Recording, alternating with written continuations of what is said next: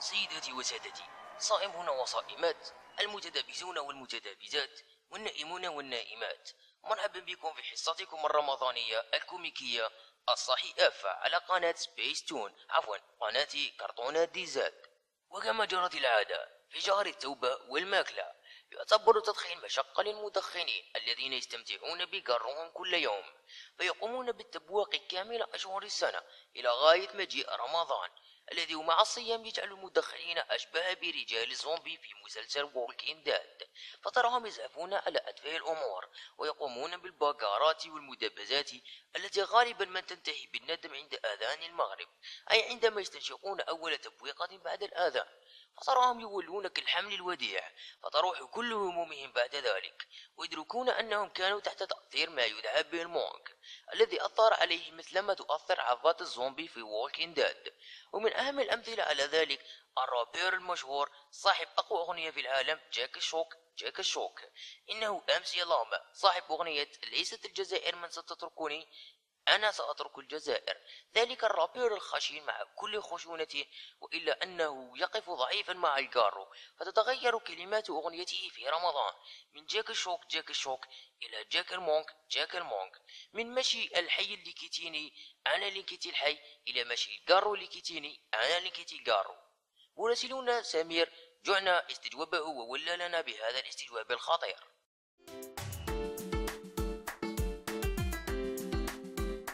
السلام عليكم، امسي لاما معك قناة كرتونة دي زاد، برنامج الصح افا. جينا نستوجبوك يعني في موضوع التدخين في رمضان. سلام يا وسمي، راك حاب تستوجبني؟ يا راجل قارو تاع ورف طولي تفهمنا لي، راني مونك يا ليزون جامك لا دور بيا. صاي امسي كيما تفهمني موك بي دوك تطفى الكاميرا ومدلك قاروري نتاع ورف دور. فكرتني بالاغنية تاع طار للناس سانتي يا قاروري. يا امسي قبل ما يحكي فيك المونكونة تقاس. ايه صح، يا زربي اخو راهو يسنى فيا البادمان. رانا رايحين عند ابا جوجق نجيبو قرعة زيت جوجق نفطرو بها العشية. اكتيفي ديري استجواب يا اخو. احكي لنا كيف تهوث رمضان بلا قارو واذا يغلبك رمضان. انا رمضان ما يغلبنيش يا وسمك، بالك زيد تغلط، انا واحد ما يغلبني انا. راك حاب تقصح بالك انت يا سيدي انت تغلب رمضان ما يقولناش. احكي لنا برك كيف تهوث رمضان بلا دخان دامك. انا رمضان جوز وراقد على خاطر لو كان نوض الحومه تقلب المونك يا وسمك، المونك واعر كي نوض نعاود العجوز في البوراك نبرملها البوراك هاك شاي قاصح، انا قاصح. بعد نروح عند البادمان نجوز عند ابا شوشق يعطيني زيت شوشق باش نفطر به مع تمر تاع بسكر خشين، زيت شوشق خشين يناحي المونك.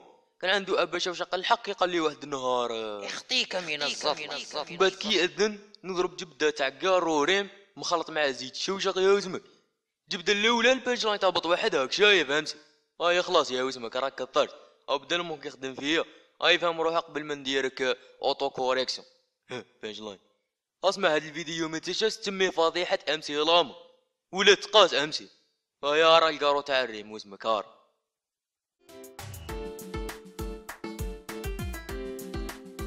كان هذا استجواب من عند الرابر الشهير امسي لاما ومدى تأثير ممكن التدخين على المواطن الجزائري. وبهذا نكون قد وصلنا لنهاية حصتنا الرمضانية التي كان موضوعها التدخين في رمضان.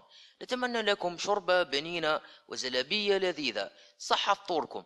أراكم في الحلقة القادمة مع موضوع جديد وشخصية جديدة. لا تنسوا أن تبارطاجوا هذا الفيديو. تهلاو في رواحكم. سلام.